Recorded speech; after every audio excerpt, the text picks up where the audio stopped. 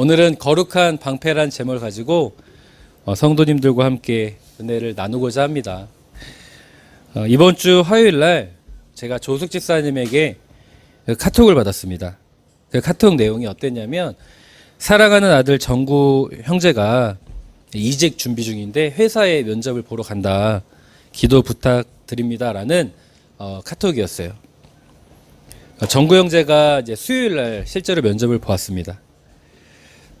그러다 보니까 이 조숙 집사님 마음에 더 기도해야겠다 마음이 드셨던 것 같아요. 그래서 수요 기도에 참석하셔서 간절히 기도하셨고, 수요 기도에 참석하신 성도님들도 함께 이 정구 형제의 그 이직 문제를 놓고 면접을 놓고 같이 열심히 기도했습니다. 특별히 정구 형제를 위해 기도할 때 제가 다윗과 골리앗의 이야기를 좀 했습니다. 이 다윗과 골리앗의 이야기를 하는데, 이스라엘과 블레셋의 전쟁을 할 때 블레셋에서 어떤 장군이 이스라엘을 위협했습니까? 골리앗이라는 블레셋의 장군이 이스라엘을 위협했죠. 무려 40일 동안 이스라엘은 골리앗의 협박을 들어야만 했고 하나님을 모욕하는 소리를 들어야 했어요. 40일 동안 골리앗에게 그런 모욕을 들었다는 이유가 뭘까요? 골리앗을 두려워했기 때문입니다. 그러다 보니까 이스라엘 입장에서 골리앗은 어떤 존재였냐면 이 전쟁에서 걸림돌이었어요. 이기기가 어려운, 그 걸림돌로 인해서 이 문제를 극복하기 어려운 바로 존재가 골리앗이었습니다. 자, 이스라엘에게 있어서 골리앗은 걸림돌이었는데 다윗에게 있어서 골리앗은 걸림돌이 아니었죠. 하나님의 은혜와 영광을 보게 하는 디딤돌이 되었습니다. 제가 그 이야기를 한 거예요. 정구 형제가 지금 현재 처한 이 문제가 골리앗처럼 느낄 수 있는데, 이게 걸림돌이 아니라 하나님의 은혜와 영광을 보게 되는 디딤돌이 되도록 우리 함께 기도하자. 수요 기도회 때 그렇게 간절히 기도했습니다. 수요 기도회가 끝나고 제가 조숙 집사님과 잠깐 짧게 대화할 시간이 있었는데, 제가 여쭤봤어요. 집사님, 오늘 면접을 봤다고 했는데 어떻게 됐습니까? 그랬더니 조숙 집사님께서 하시는 말씀이 회사에서 금요일 날 답을 주겠다고 했다는 거예요. 이어서 하시는 말씀이, 나도 사업체를 운영해 봐서 아는데 정말 마음에 들면 그렇게 금요일까지 이야기 안 한다는 거예요. 바로 일을 하자고 이야기한다는 거죠. 그러다 보니까 여러 가지 마음이 드셨던 것 같아요. 내 아들이 이직 준비 중인데 이 회사에 붙었나 안 붙었나 아직 확실치 않다라는 이 염려스러운 마음이 있으셨던 것 같습니다. 그리고 이틀의 시간이 지나서 금요일 날이 되었습니다. 금요일 날 제가 어떤 카톡을 받았을까요? 조숙 집사님께. 네? 합격이요? 불합격이요? 자, 우리 성도님의 믿음대로 고백해 보십시오. 합격! 믿음이 좋으시군요. 어떤 결과가 나왔냐면, 목사님 월요일부터 전구 출근하라고 합니다 라는 카톡을 받았다고 합니다. 네. 내일이 아니면 아멘을 별로 하지 않는 내일이면 아멘이 크게 나오겠죠. 너무나 할렐루야 얼마나 감사하던지요. 사실 제가 그날 수요 기도회 때 기도할 때 이러한 기도를 했어요. 하나님, 제 개인적으로 정구 형제를 위해 기도할 때, 하나님, 정구 형제가 이 회사의 면접에 붙을지 안 붙을지 저는 잘 모르겠습니다. 그렇지만 하나님께서 그의 인생을 선하게 인도할 것 저는 믿습니다. 골리앗의 문제가 걸림돌이 아니라 우리가 함께 기도하기 때문에 디딤돌이 됐다고 저는 믿습니다. 그래서 제가 마지막으로 무슨 기도를 했냐면 감사 기도했어요. 하나님, 감사합니다. 지금 정구 형제가 붙었어요, 안 붙었어요? 수요일 날? 안 붙었어요. 근데 저는 붙든지 안 붙든지 감사를 선포했어요. 간혹 그 김현민 집사님이 저한테 자주 하시는 질문인데, 아니 목사님, 아니 안 붙으면 어떡하려고 맨날 감사를 선포하세요라고 저한테 질문을 하세요. 그게 오늘 설교의 내용입니다. 저는 붙든지 안 붙든지 감사를 선포해요. 안 붙으면 어떡해요? 그러면은 제 감사가 잘못된 겁니까? 하나님은 분명히 우리가 기도했을 때 우리가 원하는 결과를 얻지 못한다 할지라도 하나님의 가장 선한 길로 그의 인생을 책임질 걸 저는 믿기 때문에 감사를 선포합니다. 특별히 정구 형제의 이직 문제를 놓고 있는 이 상황에서 우리의 거룩한 욕심은, 개인적인 욕심은 붙는 거죠. 붙지 않는다 할지라도 우리가 기도했고 그의 인생을 하나님께 맡겼기 때문에 하나님이 그의 인생과 함께 할 거라고 믿는 거예요. 제가 그날 한 가지 더 나눴던 말씀이 뭐냐면 에녹에 대해 이야기했습니다. 에녹은 하나님과 동행한 사람이라고 기록되어 있죠. 그런데 놀랍게 하나님과 동행한다라고 할 때에 그 에녹에 관련된 그 등장하는 구절이 한 4-5절밖에 없거든요, 창세기에. 그런데 무려 그 짧은 구절 안에 2번이나 하나님과 동행하다고 되어 있어요. 근데 하나님과 동행한다라고 했을 때 독특한 표현이 있습니다. 어떤 표현이 있냐면 무두셀라를 낳은 후 300년 동안 하나님과 동행했대요. 근데 이 에녹이 몇 살 동안 이 땅에 있다가 하나님의 부름을 받았죠? 365세예요. 그래서 죽음을 경험하지 않고 하나님께 올라갔는데 65년 동안 하나님과 동행했다는 말이 없어요. 근데 무두셀라를 낳은 후에 하나님과 동행했다고 되어 있어요. 다시 이야기해서 그 무두셀라를 낳은 그 시대쯤 그 에녹에게는 인생에 큰 고비가 있었던 거예요. 굉장한 고비가 있었고 힘든 순간이 있었는데 에녹은 그 순간을 좌절과 낙심의 사건으로 삼은 것이 아니라 그 고비를 무두셀라를 낳을 때쯤을 하나님과 가까이 가는 인생의 전환점으로 삼은 거예요. 그럴 때 그는 동행하는 삶을 살았다는 거죠. 저는 그래서 선포했습니다. 이 정구 형제가 지금 처한 이 상황이 걸림돌이 아니라 디딤돌이 되고 인생의 전환점이 되는 은혜로 삼으면 좋겠다. 그래서 감사를 선포했어요. 놀랍게 하나님은 제가 한 이 고백을 우리 성도님들 실망치 않게 하시려고 매번 이게 붙는 은혜를 주세요. 얼마나 감사합니까? 그리고 오해하시면 안 돼요. 저는 신령한 사람이 아닙니다. 용한 사람이 아니에요. 그래서 이기남 집사님이 저를 소개할 때 우리 목사님이 기도해줘서 제가 나왔다고 하세요. 어휴, 사람들이 오해하면 어떡합니까? 절대 전 용한 사람이 아니라 우리가 하나님께 맡길 때 하나님이 주신 은혜가 있는 거죠. 때로는 우리가 원하는 결과를 얻지 못할 때도 있지만 그렇다고 우린 실망할 필요가 없어요. 왜요? 하나님 앞에 인생의 전환점으로 고백했고 디딤돌로 고백했기 때문에 하나님 앞으로 그의 인생을 선하게 인도하실 것을 우리는 믿기 때문입니다.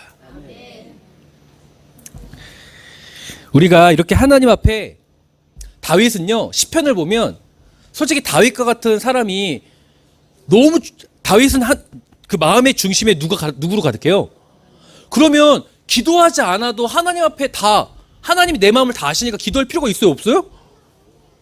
없다고 생각하지만 다윗은 아주 구구절절하게 다 하나하나 하나님 앞에 자신의 작은 문제까지도 하나님의 도움을 구합니다. 철저하게 하나님께 기도하는 사람, 이렇게 하나님께 내 삶을 의탁하고 의지하고 나를 선하게 인도하실 것을 믿는 사람, 이 다윗을 통해서 우리가 이렇게 기도가 얼마나 중요한지를 다시금 이번에 정구 형제를 보면서 느끼게 됐습니다. 그래서 오늘 성도님들과 그 은혜를 좀 나누려고 합니다. 오늘 우리가 읽은 시편 54편은 다윗의 시예요. 근데 이 다윗의 시에서 독특한 표현이 나옵니다. 자, 54편 6절 함께 읽겠습니다. 시작.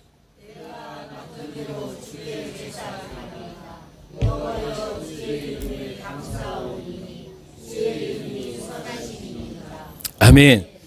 다윗이 하나님 앞에 제사를 드린데 무엇으로 제사를 드린대요? 낙헌제로 제사를 드린다고 합니다. 이 낙헌제는요, 우리가 성도님들 쉽게 이해하시려면 감사제입니다. 감사제. 내가 감사하겠다는 거예요. 그래서 제사리이다 여호와여 주의 이름에 감사합니다라고 고백하고 있죠. 이 감사의 제사예요.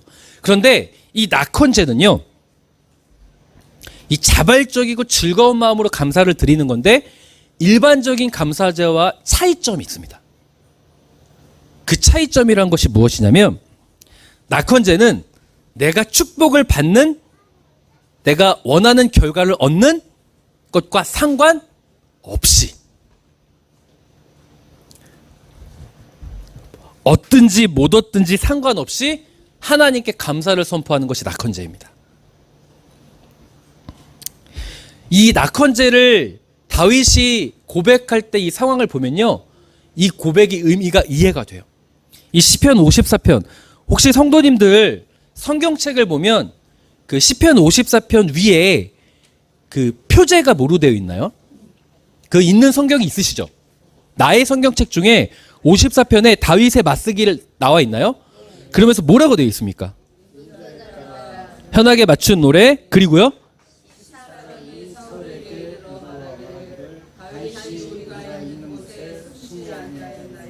하던 때, 지금 이 시편 54편의 배경을 설명해 주고 있어요.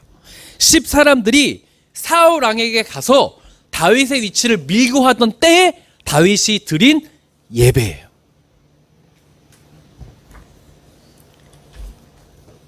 자, 이때의 상황이 어떠냐? 자, 사무엘상 23장 19절에 이 상황이 그대로 기록되어 있죠. 역사적 상황입니다. 함께 읽겠습니다. 시작.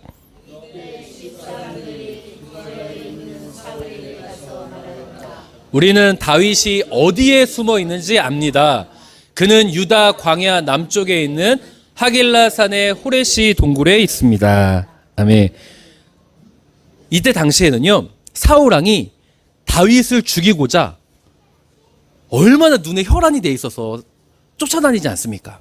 군사를 이끌고 군대를 동원해서 다윗을 죽이려고 하는데요, 다윗이 어디로 숨었어요? 광야로 숨죠. 그런데 이때 10사람들이 기브아가 사울의 나라의 수도 아닙니까? 사울에게 가서, 사울한테 찾아가서 다윗이 어디 있는지 내가 안다, 그러면서 정확하게 그 위치를 밀고 합니다. 유다 남쪽, 유다 광야 남쪽 하길라 산의 호레시 동굴에 숨어 있다. 그동안 사울 왕은요, 다윗을 찾으려고 했는데 못 찾았어요. 그런데 이게 어마어마한 정보를 얻게 된 겁니다. 정확하게 그 위치를 알게 된 거예요. 심지어 이 당시의 상황이 시편 54편을 고백했던 이 상황이 어떤 상황까지 있냐면 20절 함께 읽겠습니다. 시작.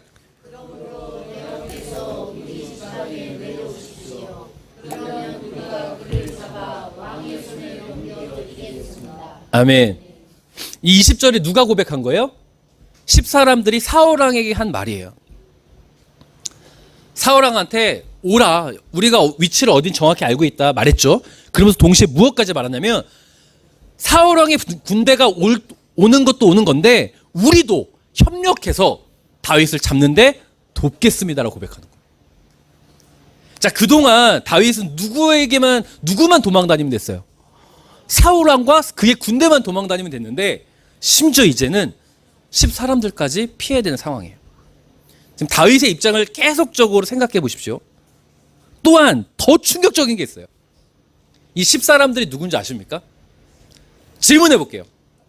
우리 성도님들 얼마나 성경을 잘 아시는지. 다윗이 이스라엘의 12지파 중에 어느 지파일까요? 맞습니다. 유다 지파입니다. 그래서 이 다윗을 어느 나라의 왕이라고 그러죠? 남유다의 왕이라고 하죠. 이스라엘의 통합왕이 되기 전에 먼저 헤브론에서 남유다의 왕이 되지 않습니까? 유다 지파예요. 그럼 여기서 저는 늘 정답을 가르쳐 드리고 질문하니까, 자, 10사람들은 이스라엘 12지파 중에 어느 지파일까요? 어떻게 하셨어요? 10사람들은 유다 지파예요. 그럼 이렇게 생각해 볼 수 있겠죠. 다윗이 숨다 10사람들이 사는 10광야예요. 거기가 유다 엔게디 광야 중에 10광야인데 그쪽으로 내려갔다는 건 아무래도 거기는 나의 동포가 있으니까, 나의 동포한테 내 몸을 의탁했다라는 건 어떤 걸 의미할까요? 그래도 적어도 이 사람들은 나를 돕겠지.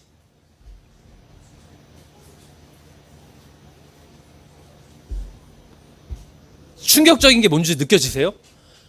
나의 동포가, 나의 형제가 나를 팔아넘긴 거예요. 10사람들은 사울왕에게 잘 보이기 위해서 다윗을 팔아넘기는데 주저함이 없었습니다. 심지어 자신들의 손으로 협력해서 다윗을 잡겠다고까지 말했어요. 이때 다윗의 상황에 한번 대어보십시오. 사울왕이 나의 위치를 정확히 아는 것을 이제 알게 됐어요. 지금 추격해 오는데 세상에 사울왕의 군대만 피해야 되는 게 아니라 가장 믿었던 나의 동포들에게도 피해야 돼요. 갈 곳이 있어요, 없어요? 이제 정말 도가내든 줍니다. 내가 장소적으로, 공간적으로 도망가는 것도 못 도망가는 것도 있지만 나의 동포에게 배신당했다라는 것은 내 마음적으로 더 이상 내가 갈 곳이 없는 거예요. 낙심의 상황이 가장 끝에 있다는 상황인 거예요. 자, 그런 상황을 가지고 시편 54편 10사람들이 사울에게 이르러 말하기를 다윗이 우리가 있는 곳에 숨지 아니하였나이까 하던 때, 그 표제 보이시죠? 그때, 그런 상황일 때 다윗이 낙헌제를 드린 거예요.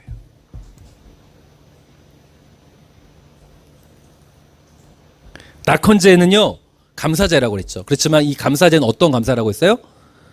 내가 원하는 결과를 얻든지 못 얻든지 최악의 상황을 만난다 해도 감사를 선포하는 거예요. 자, 성도님들, 다윗이 되어보십시오. 성도님들이시라면 이때 다윗처럼 낙헌제를 드릴 수 있겠습니까? 우리가 드릴 수 있는 감사는요, 솔직히 이야기하면, 자, 아마도 오늘 조숙 집사님은 감사제를 드릴 수 있을 거예요. 아멘이십니까? 이계나 집사님과 장혜서 집사님도 감사제를 드리셨어요. 나를 치유해 주신 하나님을 만났을 때. 아멘이신가요? 우리 성수모 집사님, 김효민 집사님, 은우가 예원학교에 딱 붙었을 때 누가 시키지 않아도 뭐라고 고백했어요? 하나님! 뭐라고 하셨어요? 감사합니다.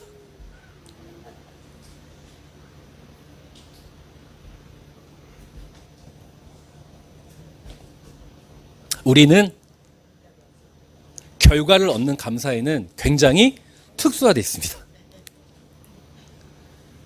그런데 성도님들, 오늘 제가 드리는 이 말씀을 꼭 붙잡았으면 좋겠어요. 하나님은 그 감사도 물론 기뻐하십니다.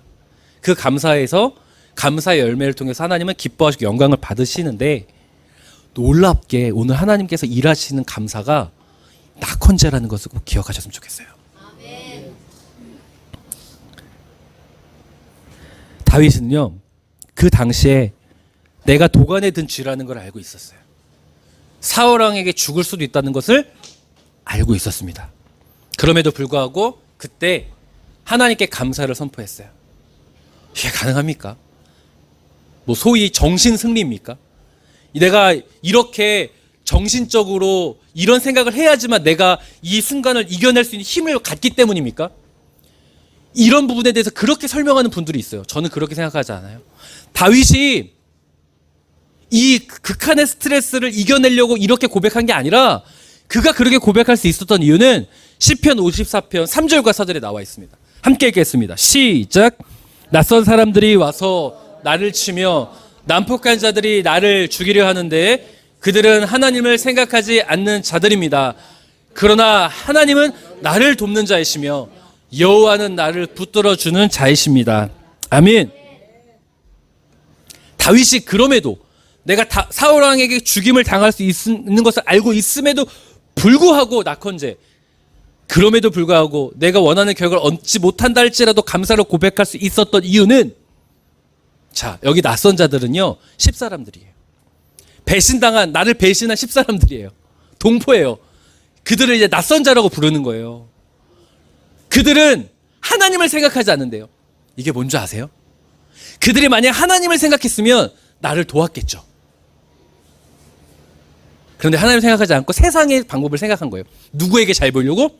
사울왕에게 잘 보여서 우리 마을을 번영시키고 잘 먹고 잘 살고 하고 싶은 마음이 있었던 거예요. 자, 그런데 괜찮다는 거예요. 나를 돕는 자는 누구예요? 하나님이에요. 만약에요, 성도님들, 다윗이 그 10사람들을 의지했다면 이 고백을 할 수 있을까요, 없을까요? 못해요. 이 말을 바꿔서 이렇게 표현할 수 있습니다. 이 고백의 의미는 자신의 삶의 방패를 유능한 사람들, 세상의 힘, 세상의 기능에 둔 것이 아니라 나의 삶의 방패를 오직 하나님께만 두었다는 거예요. 그래서 오늘 설교의 제목이 거룩한 방패입니다. 이 방패의 기능이 뭐예요, 성도님들? 방패의 기능. 화살을 막아주고 칼을 막아주는 거잖아요. 그 어떤 공격을 막으려면 뭐가 필요해요? 방패가 없으면 그 공격을 막을 수가 없어요.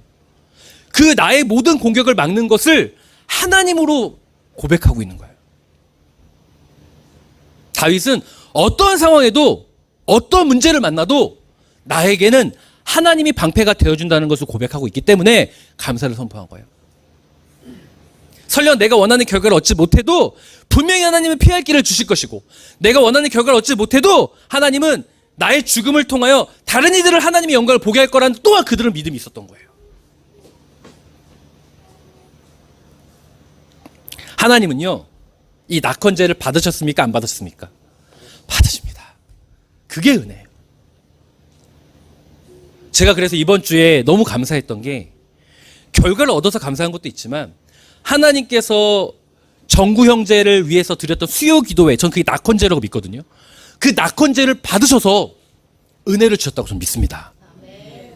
이 낙헌제를 받으셨는데 어떤 길을 주셨는가? 사무엘상 23장 26절 하반절에서 28절 함께 읽겠습니다. 시작.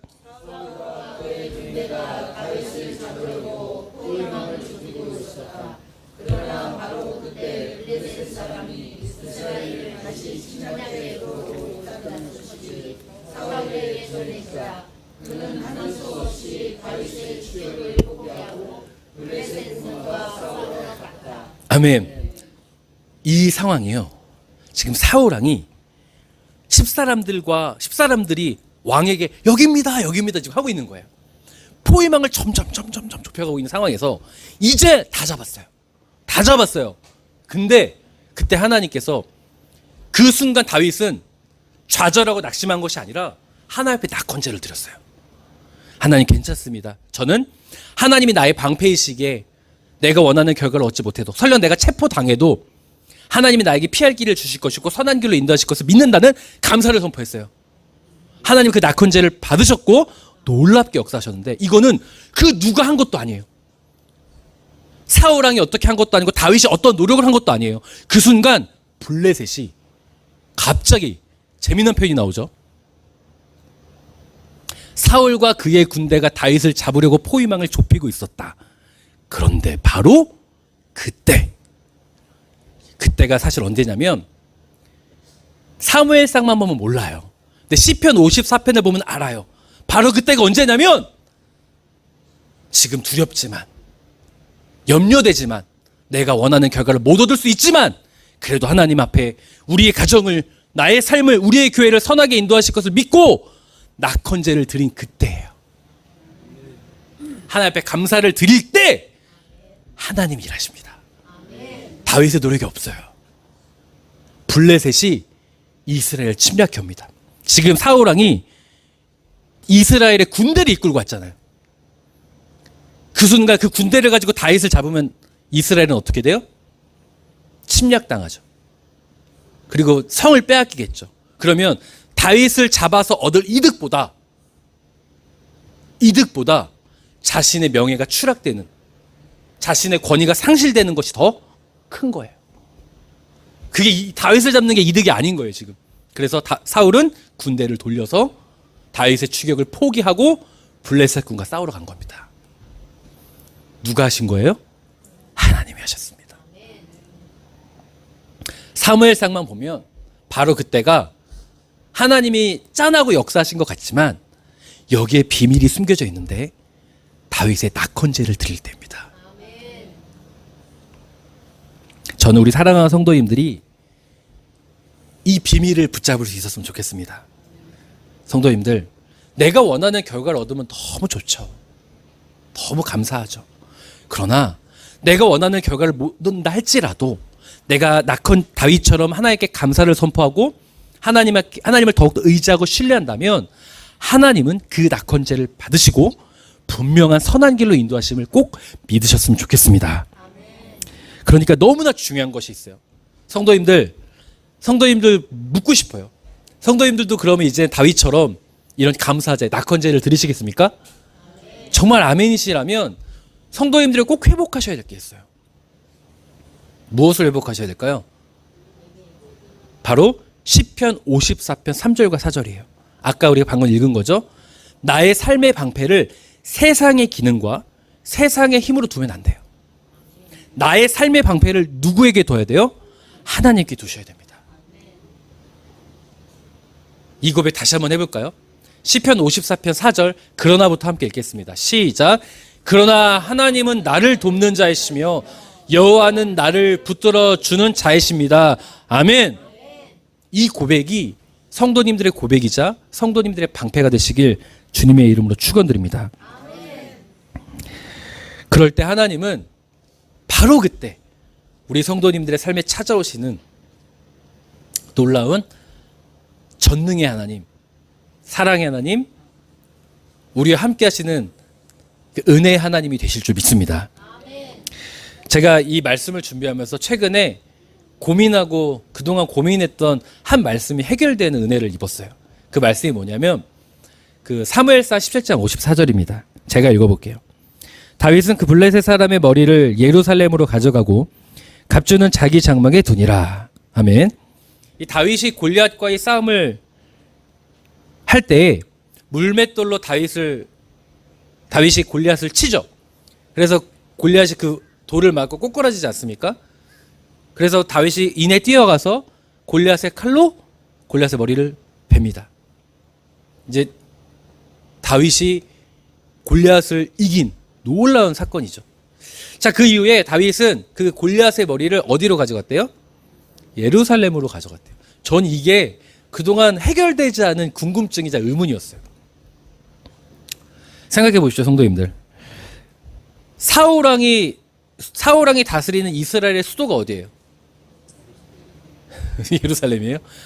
저는 정답을 가르쳐드리고 질문했기 때문에 오늘 10사람들이 어디에 있는 사울에게 찾아갔다가 돼 있어요? 기브아에 있는 사울에게 찾아갔다가 돼 있죠. 기브아입니다. 기브아. 자, 골리앗의 머리를 어디로 가져가야 돼요? 우리 전쟁 영화를 보면 보통 적의 장수를 머리를 뱄어요. 그럼 어디로 가져가요? 우리나라 수도에 가져가거나, 그죠? 그래서 우리 군대가 이렇게 큰 승리를 거뒀다라는 사실을 전하거나, 혹은 어디에 보냅니까? 그렇죠. 적의 나라 수도에 보내서 다시는 까불지 마라, 이런 경고성 메시지를 보내는 것이 일반적이에요. 그런데 어디로 가져갔대요? 이 당시 예루살렘은 이스라엘 땅이 아니에요. 이 당시 예루살렘은요, 여부수 족속의 땅입니다. 이스라엘이 아직 점령하지 못했어요. 여호수아서 때부터 역사서를 보면 이스라엘이 점령하지 못한 땅이 바로 어디냐면 예루살렘 성이에요. 언제 점령하죠? 다윗이 왕이 돼서 비로소 점령하는 땅이 예루살렘이란 말이죠. 자, 그런데 예루살렘으로 가져갔다는 거예요. 전 이게 도무지 이해가 되지 않았어요. 어떤 학자는요, 다윗이 골리앗의 머리를 예루살렘에 가져간 이유가 이 예루살렘 성 안으로는 못 들어갔다는 거예요. 성 외곽인데 그 위치가 바로 예수님이 십자가를 지셨던 골고다 위치라는 거예요. 골고다 언덕이라는 거예요. 그래서 다윗이 그 골리앗의 머리를 가져간 건, 예루살렘을 가져간 건 훗날 예수 그리스도가 십자가의 승리를 선포하는 것을 상징하는 것이다라고 말하는 학자가 있어요. 근데 전 너무 동의가 되지 않아요, 그게. 아니, 그걸 어떻게 알아, 그거를. 또 어떤 학자는 후대에 다윗이 예루살렘 성으로 수도를 삼은 것을 미리 선포하기 위해서 그 삽입한 것이라고 말하는 학자도 있어요. 저 그것도 동의가 되지 않아요. 물론 제가 얼마나 잘나면 잘났겠습니까? 그런데 성경을 읽다 보면은 문맥상 이해가 되어지지 않았던 거예요. 근데 이번에 조금 이해가 됐어요. 이번에 이 말씀이 새롭게 다가왔습니다. 다윗이 골리앗과 싸울 때 다윗은요, 사무엘상 16장에 사무엘 선지자에게 기름 부음을 받았습니다. 이미 어떤 기름 부음을 받았죠? 이스라엘의 왕이 될 거란 기름 부음을 이미 받은 상황이었어요. 자, 그런데요, 생각해 보십시오. 그 당시에 이스라엘의 왕이 누구였어요? 사울 왕이었고, 사울 왕이 건재합니까? 안 건재합니까? 자, 그렇다면 다윗의 입장에서 내가 기름 부음을 받았으나 내가 왕이 될 가능성이 있어 보여요? 없어 보여요? 없어 보여요. 없어 보이는 상황이에요. 또요, 생각해보면, 그러니까 단순하게 다윗이 예루살렘으로 가져갔을 때 예루살렘에 누가 살고 있어요? 여부수 족속이 살고 있었고, 제가 앞서 말씀드린 것처럼 이스라엘이 점령하지 못한 땅이에요. 자, 정치적으로나 상황적으로나 지리적으로나 예루살렘에서는 내가 왕이 될 가능성이 있어요? 없어요? 없어요. 지금 현재 사울 왕이 건재해요. 내가 그런 상황에서 왕이 될 가능성이 없고, 심지어 내가 예루살렘에서 왕이 되고 싶지만 예루살렘에서는 지금 누가 살고 있어요? 여부수 족속이 살고 있고, 누구 하나 점령하지 못한 땅이면 예루살렘 성은 천의 요새였단 말이에요. 왕이 될 가능성이, 거기서는 왕이 될 가능성이 없어요. 이게 일반적인 생각이죠. 자, 그런데 그런 곳에서 골리앗의 머리를 제물로 가져갔다 뭐예요? 뭘 것 같습니까? 저는요, 이번에 좀 이해가 됐어요. 다윗이 낙헌제를 드린 거구나. 가능성이 없어 보여요. 내가 원하는 결과를 얻지 못할 것 같아요. 그렇지만 하나님께서 그 가능성 없어 보였던 골리앗의 싸움에서 나에게 승리를 주셨듯이 하나님은 분명히 나를 이 예루살렘의 왕으로 삼게 될 것을 미리 감사를 선포했구나.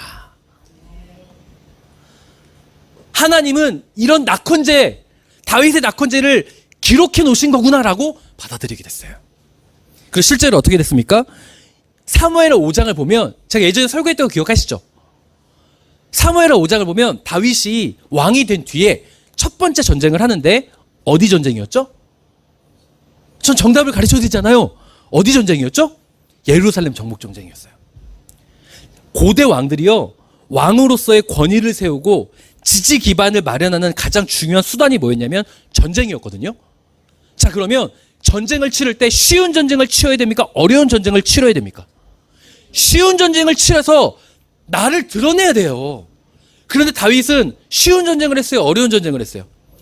단 한 번도 점령하지 못했던 예루살렘, 천의 요소, 난공불락이라고 말했던 예루살렘을 정복합니다.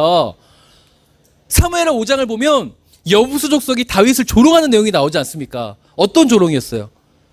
다리 저는 자라도, 맹인이라도 우리 입장에서는 너네 군대가 쳐들어와도 이길 수 있다라고 조롱해요. 그만큼 천의 요새라는 뜻이에요. 그럼에도 불구하고 다윗은 예루살렘 성 정복에 나가섭니까? 왜요? 낙헌제를 드렸으니까. 골리앗의 머리를 가져가서 가능성이 없어 보였던 승리를 주셨듯이 가능성이 없어 보이는 그곳 하나님께 맞췄잖아요. 그래서 그 믿음을 가지고 하나님은 선한 길로 인도하시고 하나님은 나를 피할 길을 주시는 그 낙헌제의 믿음을 가지고 예루살렘 정복을 했다고 저는 믿습니다. 하나님은 어떤 역사를 주셨죠? 일맥상통하게 10사람들과 사울의 그 눈초리에서 피해서 블레셋을 동원시키셨던 것처럼 하나님은 예루살렘을 다윗에게 허락하셨습니다.